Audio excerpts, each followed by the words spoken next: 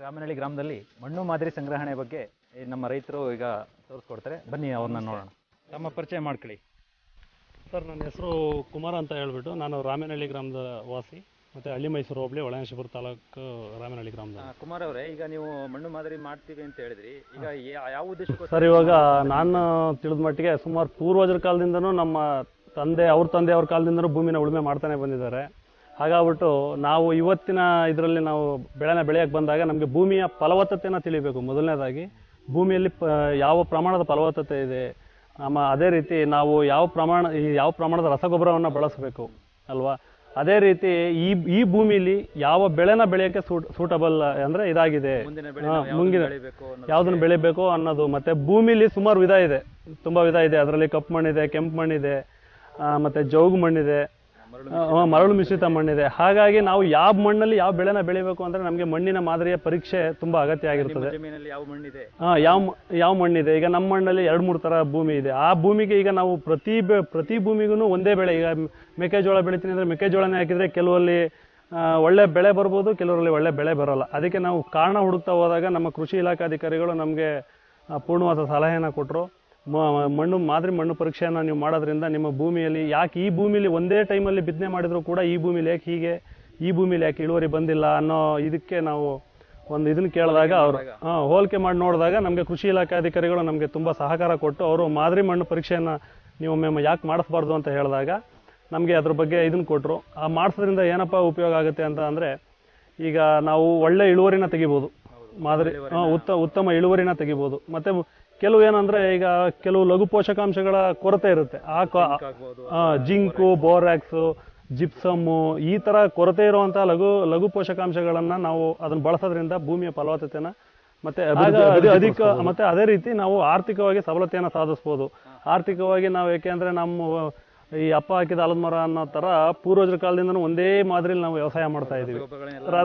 ನಾವೇನು ಈಗ ಒಂದು ಇಳುವರಿ ಬರಲಿಲ್ಲ ಅಂದ ಮಾತ್ರಕ್ಕೆ ನಾವೇನ್ ಮಾಡ್ತೀವಿ, ಅಧಿಕವಾದಂತಹ ಗೊಬ್ಬರ ಕೊಟ್ಬಿಡೋದು. ಈ ಹೊಲದಲ್ಲಿ ಬರಲ್ಲ, ತಡಿ ಇದಕ್ಕೆ ಸೀಮೆ ಗೊಬ್ಬರ ಜಾಸ್ತಿ ಕೊಡೋಣ ಅನ್ನೋ ಒಂದು ಮೌಢ್ಯ ನಮ್ಮಲ್ಲಿ ಇರೋದ್ರಿಂದ ನಾವು ಅದನ್ನು ಹೋಗ್ಲಾಡಿಸ್ಕೋಬೇಕು. ಏನು ಕೊರತೆ ಇರುವಂತಹ ಭೂಮಿಯಲ್ಲಿ ಲವಣಾಂಶಗಳು, ಈ ಖನಿಜಾಂಶಗಳು ಯಾವುದ್ರ ಕೊರತೆ ಇದೆ ಅನ್ನೋದನ್ನ ತಿಳ್ಕೊಂಡು ನಾವು ವ್ಯವಸಾಯ ಮಾಡೋದ್ರಿಂದ ಆರ್ಥಿಕವಾಗಿ ಕೂಡ ನಾವು ಸ್ವಾವಲಂಬಿಗಳಾಗ್ಬೋದು. ಮತ್ತೆ ಇನ್ನೊಂದು ನಷ್ಟ ಅನುಭವಿಸೋದನ್ನ ತಡಿಬಹುದು. ಮತ್ತೆ ಹಣ ಉಳಿತಾಯ ಆಗುತ್ತೆ. ಮತ್ತೆ ರೈತರ ಆತ್ಮಹತ್ಯೆಗಳು ಇವಕ್ಕೆಲ್ಲ ಹೋಗಂಗಿಲ್ಲ. ನಾವು ಒಂದು ವೈಜ್ಞಾನಿಕ ತಂತ್ರವನ್ನ ಅಳವಡಿಸ್ಕೊಂಡು ನಾವು ವ್ಯವಸಾಯ ಮಾಡೋದ್ರಿಂದ ನಮ್ಗೆ ತುಂಬಾ ಅನುಕೂಲ ಆಗುತ್ತೆ ಅನ್ನೋದ್ರಿಂದ ನಾವು ಮಾದರಿ ಮಣ್ಣು ಪರೀಕ್ಷೆಯನ್ನ ಯಾವ ರೀತಿ ತೆಗಿತೀವಿ ಅನ್ನೋದನ್ನ ನೋಡೋಣ. ಖಂಡಿತ ಸರ್, ತೋರಿಸ್ಕೊಡ್ತೀನಿ, ಬನ್ನಿ ಸರ್.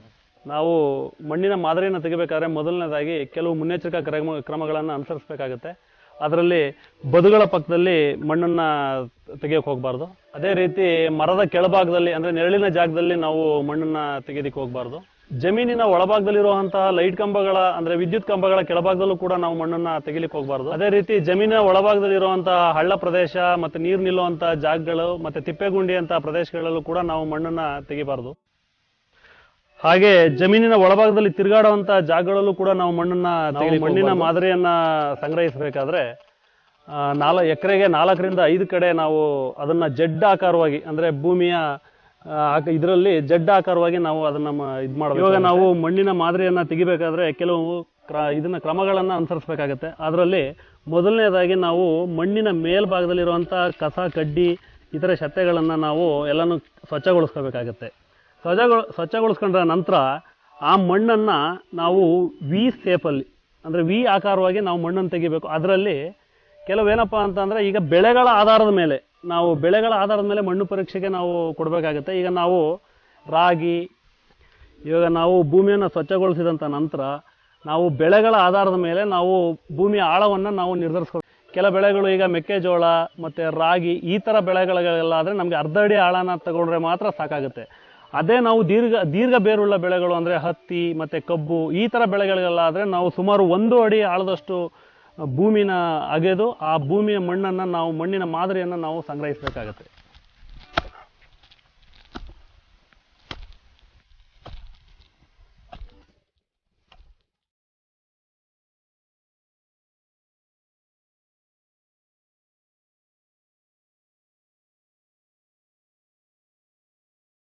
ಇವಾಗ ನೋಡಿ, ನಾವು ಈಗ ವಿ ಆಕಾರದಲ್ಲಿ ಭೂಮಿನ ತೆಗೆದಿದ್ವಿ. ಅದನ್ನ ನಾವಿವಾಗ ಏನ್ ಮಾಡ್ಬೇಕು ಅಂದ್ರೆ, ಇಲ್ಲಿಂದ 1 ಇಂಚಿನಷ್ಟು ಹೊರಪದರನ ಮಣ್ಣನ್ನು ನಾವು ಅದನ್ನು ಕೆರ್ಕೋಬೇಕಾಗತ್ತೆ ಈ ರೀತಿ.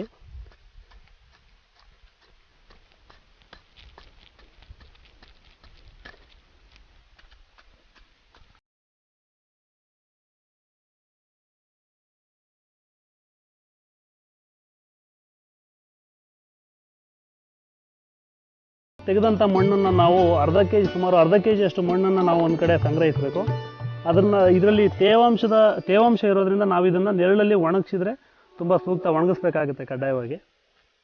ಈಗ ನಾವು ಈ ರೀತಿ ಪ್ರತಿ ಗುಂಡಿಲೂ ಅರ್ಧ ಕೆ ಜಿ ಥರನಾಗಿ ಜಡ್ಡಾಕಾರವಾಗಿ ನಾವು ಎಕರೆಗೆ 4ರಿಂದ 5 ಕಡೆ ನಾವು ಮಣ್ಣನ್ನು ಶೇಖರಿಸಬೇಕಾಗತ್ತೆ. ಆ ಸುಮಾರು 4ರಿಂದ 5 ಕಡೆ ಅಂದರೆ ಒಂದು 2ರಿಂದ 2.5 ಕೆ ಜಿಯಷ್ಟು ಮಣ್ಣು ಶೇಖರಣೆ ಆಗುತ್ತೆ. ಆ ಮಣ್ಣನ್ನೆಲ್ಲ ನಾವು ಒಂದು ಕಡೆ ಹಾಕ್ಕೊಂಡು ತದನಂತರ ಅದನ್ನು ಎಲ್ಲ ಒಣಗಿದ ನಂತರ ಅದನ್ನೆಲ್ಲ ಒಂದು ಕಡೆ ಬೆರೆಸಿ ಆ ಮಣ್ಣನ್ನು ನಾವು ವಿ ಸೇಫಲ್ಲಿ ಕೂದು ಆ ಆಕಾರದಲ್ಲಿರುವಂಥ ಮಣ್ಣನ್ನು ನಾವು ಬೇರ್ಪಡಿಸಿ ಆ ಮಣ್ಣನ್ನು ತಗೊಂಡು ಅದನ್ನು ನಾವು ಮಣ್ಣು ಪರೀಕ್ಷೆಗೆ ಕಳಿಸ್ತೀವಿ. ಇವಾಗ ನೋಡಿ, ನಾವು ಸುಮಾರು ಈಗ ಒಂದು ಎಕರೆ ಭೂಮಿಲಿ 4 ಕಡೆ ಶೇಖರಣೆ ಮಾಡಿ ಸುಮಾರು 2ರಿಂದ 2.5 ಕೆ ಜಿಯಷ್ಟು ಮಣ್ಣನ್ನು ನಾವು ಸಂಗ್ರಹ ಮಾಡಿದ್ದೀವಿ. ಅದರಲ್ಲಿ ಇನ್ನೊಂದು ವಿಶೇಷವಾಗಿ ತಿಳ್ಕೊಳ್ಳುವಂಥದ್ದು ಏನಪ್ಪ ಅಂತಂದರೆ, ಈ ಮಣ್ಣು ಕೆಲವು ಕಡೆ ಪಶಿ ಇದ್ದಂಥ ಮಣ್ಣನ್ನು ನಾವು ನೆರಳಿನ ಜಾಗದಲ್ಲಿ ಅದನ್ನು ಆರ ಹಾಕಿ ಅದು ಸ್ವಲ್ಪ ಡ್ರೈ ಆದಮೇಲೆ ಅಂದರೆ ಒಣಗಿದ ಮೇಲೆ ನಾವು ಆ ಮಣ್ಣನ್ನು ಇಲ್ಲೇ ಸಂಗ್ರಹಿಸಿದ್ದೀವಿ. ನೋಡಿ, ಇಲ್ಲಿ ನೋಡ್ತಾ ಇದ್ದೀರಾ, ಇದರಲ್ಲಿರುವಂಥ ಕೆಲವು ಇದೇನಿದೆ ಕಸ ಕಡ್ಡಿ, ಕೆಲ ತುಣುಕುಗಳು, ಇದನ್ನೆಲ್ಲ ಏನು ಮಾಡಬೇಕು, ನಾವು ಆಯ್ದುಬಿಟ್ಟು ಬೇರ್ಪಡಿಸ್ಬೇಕು. ಇದನ್ನೆಲ್ಲ ಬೇರ್ಪಡಿಸ್ಬಿಟ್ಟು ನಾವು ಇದನ್ನು ಇದು ಮಾಡಬೇಕಾಗುತ್ತೆ. ಇವಾಗ ನಾವು ಸ್ವಚ್ಛಗೊಳಿಸಿರುವಂತಹ ಮಣ್ಣನ್ನು ಒಂದು ಶುದ್ಧವಾದ ಜಾಗದಲ್ಲಿ, ಅಂದರೆ ಯಾವುದೇ ಮಣ್ಣು ಕೂಡ ಬೆರಿಬಾರ್ದು ಅಂತಹ ಸ್ಥಳದಲ್ಲಿ ನಾವು ಆ ಮಣ್ಣನ್ನು ಒಂದು ಕಡೆ ಸುರ್ಕೊಂಡು ಅದನ್ನು ಏನು ಮಾಡಬೇಕು, ಮೊದಲನೇ ಹಂತವಾಗಿ ಏನು ಮಾಡಬೇಕಪ್ಪ ಅಂದರೆ ಅದನ್ನು ನಾವು ವೃತ್ತಾಕಾರವಾಗಿ ಮಣ್ಣನ್ನು ಹರಡಬೇಕು. ನಾವು ಈ ವೃತ್ತಾಕಾರವಾಗಿ ಹರಡಿದಂತಹ ಮಣ್ಣನ್ನು ನಾವು ಪ್ಲಸ್ ಆಕಾರವಾಗಿ, ಅಂದರೆ ಈ ಆಕಾರವಾಗಿ ನಾವು 4 ಭಾಗಗಳನ್ನಾಗಿ ವಿಂಗಡಿಸ್ಕೋಬೇಕು. ಅದನಂತರ ಏನು ಮಾಡಬೇಕಂತ ಅಂದರೆ ನಾವು ಎದುರು ಬದುರಿಗಿರುವಂಥ 2 ಜಾಗದ ಮಣ್ಣನ್ನು, ಅಂದರೆ ಈ ಪ್ಲಸ್ ಆಕಾರದಲ್ಲಿ ಎದುರು ಬದುರಿರುವಂಥ 2 ಭಾಗದ ಮಣ್ಣನ್ನು ನಾವು ಈ ರೀತಿ ಬೇರ್ಪಡಿಸ್ಕೋಬೇಕಾಗತ್ತೆ.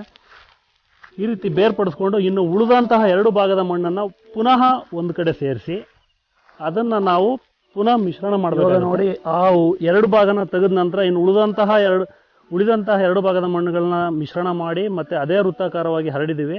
ಅದನ್ನು ಮತ್ತೆ ನಾವು ಪುನಃ ಪ್ಲಸ್ ಆಕಾರವಾಗಿ ಅದನ್ನು ಬೇರ್ಪಡಿಸ್ಬೇಕು. 4 ಭಾಗಗಳನ್ನಾಗಿ ವಿಂಗಡಿಸಿ ಮುಂಚೆ ಏನು ತೊಗೊಂಡಿದ್ದೋ ನಾವು ಆ ಭಾಗವನ್ನು ಬಿಟ್ಟು ಇನ್ನು ಉಳಿದ 2 ಭಾಗಗಳನ್ನು ನಾವು ಅದನ್ನು ಮತ್ತೆ ಬೇರ್ಪಡಿಸ್ಬೇಕಾಗತ್ತೆ.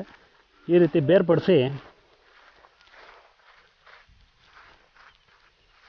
ಇನ್ನು ಉಳಿದಂತಹ ಭಾಗವನ್ನು ನಾವು ಮತ್ತೆ ಇದು ಮಾಡಬೇಕು. ನಮಗೆ ಎಲ್ಲಿವರೆಗೆ ಈ ಥರ ಕ್ರಮವನ್ನು ಅನುಸರಿಸಬೇಕಾಗತ್ತೆ ಅಂದರೆ, ನಮಗೆ ಕೊನೆಗೆ ಕನಿಷ್ಠ ಅರ್ಧ ಕೆ ಜಿಯಷ್ಟು ಮಣ್ಣು ಸಿಗೋ ಅಷ್ಟೊತ್ತು ಕೂಡ ನಾವು ಈ ಕೆಲಸನ ಮಾಡಬೇಕಾಗತ್ತೆ. ಈ ಥರ ಮಾಡಿ ಉಳಿದಂತಹ ಕೊನೆಗೆ ಅರ್ಧ ಕೆ ಜಿ ಎಲ್ಲಿವರೆಗೆ ನಮಗೆ ಬರುತ್ತೆ ಆ ಸಂದರ್ಭದಲ್ಲಿ ಆ ಮಣ್ಣನ್ನು ನಾವು ತಗೊಂಡು ನಾವು ಮಣ್ಣು ಪರೀಕ್ಷೆಗೆ ಕಳಿಸುವಾಗ ನಾವು ಏನು ಈ ಕ್ವಾಟೋ ಟೆಕ್ನಿಕ್ ಮುಖಾಂತರ ಮಣ್ಣನ್ನು ತುಂಬ 4 ಬಾರಿ ವಿಭಾಗ ಮಾಡಿ ಅದರಲ್ಲಿ ಉಳಿದಂತಹ ಅರ್ಧ ಕೆ ಜಿ ಮಣ್ಣನ್ನು ನಾವು ಒಂದು ಪ್ಲಾಸ್ಟಿಕ್ ಚೀಲದಲ್ಲಿ ತಗೊಂಡು ಆ ಶುದ್ಧವಾದ ಮಣ್ಣನ್ನು ನಾವು ಪ್ಲಾಸ್ಟಿಕ್ ಚೀಲದಲ್ಲಿ ತುಂಬಬೇಕಾಗುತ್ತೆ. ಸುಮಾರು ಒಂದು ಅರ್ಧ ಕೆ ಜಿಯಷ್ಟು ತುಂಬಬೇಕಾಗುತ್ತೆ ಮಣ್ಣನ್ನು.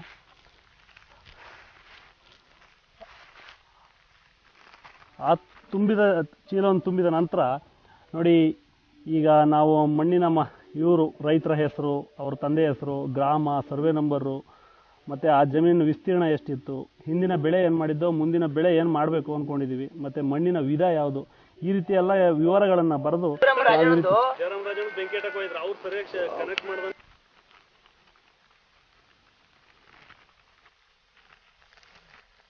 ನೋಡಿ ರೈತ ಬಾಂಧವರೇ, ಈ ರೀತಿ ಸಿದ್ಧಪಡಿಸಿದಂಥ ಮಣ್ಣನ್ನು ನಮ್ಮ ಹತ್ತಿರದ ರೈತ ಸಂಪರ್ಕದ ಕೇಂದ್ರಕ್ಕೆ ಹೋಗಿ ಅಲ್ಲಿ ನಿಗದಿತ ಶುಲ್ಕದೊಂದಿಗೆ ನಾವು ಈ ಮಣ್ಣನ್ನು ಪರೀಕ್ಷೆಗಾಗಿ ಕಳಿಸ್ಬೇಕಾಗತ್ತೆ. ಈ ಕಳಿಸಿದ ನಂತರ ಅಲ್ಲಿಂದ ಬರುವಂತಹ ಪರೀಕ್ಷಾ ವರದಿಯನ್ನು ನೋಡಿ ನಾವು ಉತ್ತಮವಾದ ಬೆಳೆಯನ್ನು ಬೆಳೀಲಿಕ್ಕೆ ಮತ್ತು ಅವಶ್ಯಕತೆ ಇರುವಂತಹ ಏನು ಮಣ್ಣಿನ ಫಲವತ್ತತೆಗೆ ಯಾವ ರೀತಿ ಪೋಷಕಾಂಶಗಳ ಕೊರತೆ ಇದೆ, ಮತ್ತು ಇದು ಏನು ಲಘು ಪೋಷಕಾಂಶಗಳು ಏನು ಬೇಕಾಗಿದೆ, ಲವಣಾಂಶಗಳು, ಇವನ್ನೆಲ್ಲ ತಿಳಿಯೋದ್ರಿಂದ ನಮಗೆ ಮುಂದಿನ ಬೆಳೆಗೆ ಅನುಕೂಲ ಆಗುತ್ತೆ. ನಾವು ಆ ರೀತಿ ನಿರ್ದೇಶನದ ಮೇರೆಗೆ ನಾವು ಉತ್ತಮವಾದ ಬೆಳೆಯನ್ನು ನಿಮ್ಮಲ್ಲಿ ಸವಿನಯ ಪ್ರಾರ್ಥನೆ ಏನಪ್ಪ ಅಂತ ಅಂದರೆ, ಈಗ ನಮ್ಮ ಕೃಷಿ ಇಲಾಖೆ ಅಧಿಕಾರಿಗಳು ತುಂಬ ನಮಗೆ ಅತ್ಯುತ್ತಮವಾದ ಸಲಹೆಗಳನ್ನು ನೀಡ್ತಾ ಇದ್ದಾರೆ. ಈ ರೀತಿ ಮಣ್ಣು ಮಾದರಿ ಮಾಡಿಸೋದ್ರಿಂದ ತುಂಬ ಅನುಕೂಲ ಆಗುತ್ತೆ. ನಿಮ್ಮ ಜಮೀನಿನಲ್ಲಿ ಈಗ ನಾವೇನು ಮಾಡ್ತೀವಿ ಅಂದರೆ, ಹಿಂದೆ ಯಾರು ನಮ್ಮ ತಂದೆಯವ್ರ ಕಾಲದಿಂದ ಯಾವ ಬೆಳೆ ಮಾಡ್ತಿದ್ದೋ ಇವತ್ತು ಅದೇ ಬೆಳೆಯನ್ನು ಅನುಸರಿಸ್ತಾ ಇದ್ದೀವಿ. ಹಾಗಾಗ್ಬಿಟ್ಟು ನಾವು ಅದನ್ನೇ ಅನುಸರಿಸೋದು ಬೇಡ. ನಮ್ಮಲ್ಲಿ ಮಣ್ಣಿಗೆ ಯಾವ ಪೋಷಕಾಂಶದ ಕೊರತೆ ಇದೆ ಅದನ್ನು ಅರಿತು ವೈಜ್ಞಾನಿಕ ಪದ್ಧತಿಯಲ್ಲಿ ನಾವು ವ್ಯವಸಾಯನ ಮಾಡೋದ್ರಿಂದ ನಾವು ಆರ್ಥಿಕವಾಗಿ ದಯವಿಟ್ಟು ನಾನು ನಿಮ್ಮಲ್ಲಿ ಕೇಳ್ಕೊಳ್ಳೋದೇನಪ್ಪ ಅಂದರೆ ನೀವು ಕೂಡ ಈ ರೀತಿ ಮಾದರಿ ಮಣ್ಣು ಪರೀಕ್ಷೆಯನ್ನು ಮಾಡಿ ಉತ್ತಮವಾದ ಬೆಳೆಯನ್ನು ಬೆಳೀರಿ ಅಂತ ಹೇಳುವವರಿಗೂ ನನ್ನ ನಮಸ್ಕಾರಗಳು. ನಮಸ್ತೆ. ಮಣ್ಣು ಒಂದು ನೈಸರ್ಗಿಕವಾದಂಥ ಒಂದು ಸಂಪನ್ಮೂಲ. ಈ ಮಣ್ಣಿನ ಆರೋಗ್ಯವನ್ನು ಸರಿಯಾಗಿ ಅರ್ಥ ಮಾಡ್ಕೊಳ್ದಿರ ರೈತರು ವ್ಯವಸಾಯ ಮಾಡೋದ್ರಿಂದ ಸಾಕಷ್ಟು ಖರ್ಚುಗಳನ್ನು ಜಾಸ್ತಿ ಮಾಡೋದಕ್ಕೆ ಅವಕಾಶ ಮಾಡ್ಕೊಳ್ತಾ ಇದ್ದಾರೆ. ಹಾಗಾಗಿ ಇತ್ತೀಚಿನ ದಿನಗಳಲ್ಲಿ ಕೃಷಿ ಉತ್ಪಾದನಾ ವೆಚ್ಚ ತುಂಬ ಜಾಸ್ತಿ ಆಗ್ತಾ ಇದೆ. ಆದ್ದರಿಂದ ಮಣ್ಣಿನ ಆರೋಗ್ಯವನ್ನು ಅರ್ಥ ಮಾಡ್ಕೋಬೇಕು ಅಂತಂದರೆ ಮಣ್ಣಿನಲ್ಲಿರ್ತಕ್ಕಂಥ ಪೋಷಕಾಂಶಗಳೇನು ಅನ್ನೋದನ್ನು ತಿಳ್ಕೋಬೇಕು ಅಂತಂದರೆ ಮಣ್ಣಿನ ಪರೀಕ್ಷೆ ಬಹಳ ಪ್ರಮುಖವಾದದ್ದು. ಈಗ ಹಾಗಾಗಿ ಮಣ್ಣಿನ ಪರೀಕ್ಷೆಯನ್ನು ಮಾಡಿಸ್ಬೇಕು. ಇದಕ್ಕೆ ನಮ್ಮ ಹತ್ತಿರದಲ್ಲಿರ್ತಕ್ಕಂಥ ರೈತ ಸಂಪರ್ಕ ಕೇಂದ್ರಗಳನ್ನು ಸರಿಯಾಗಿ ಬಳಕೆ ಮಾಡಿಕೊಂಡು ಎಲ್ಲ ರೈತರು ಕೂಡ ಅವರ ಜಮೀನಿನ ಒಂದು ಭಾಗದ ಮಣ್ಣನ್ನು ನಮ್ಮ ಅಧಿಕಾರಿಗಳು ಸೂಚಿಸಿದ ರೀತಿಯಲ್ಲಿ ಮಾದರಿಯನ್ನು ತೆಗೆದು ರೈತ ಸಂಪರ್ಕ ಕೇಂದ್ರಕ್ಕೆ ತಲುಪಿಸದೆ ಆದ ನಿಗದಿತ ಶುಲ್ಕದ ಎಲ್ಲರಿಗೂ ಪಡೆದು ಮಣ್ಣಿನ ಮಾದರಿಯನ್ನು ಪರೀಕ್ಷೆ ಮಾಡಿಸಿ ಏನೆಲ್ಲ ಪೋಷಕಾಂಶಗಳನ್ನ ಹಾಕಬೇಕು ಅನ್ನೋದನ್ನ ಜೊತೆಗೆ ಮಾಹಿತಿಯನ್ನು ಒದಗಿಸ್ಕೊಳ್ಳೋದು ಬಹಳ ಅನುಕೂಲ ಆಗ್ತದೆ.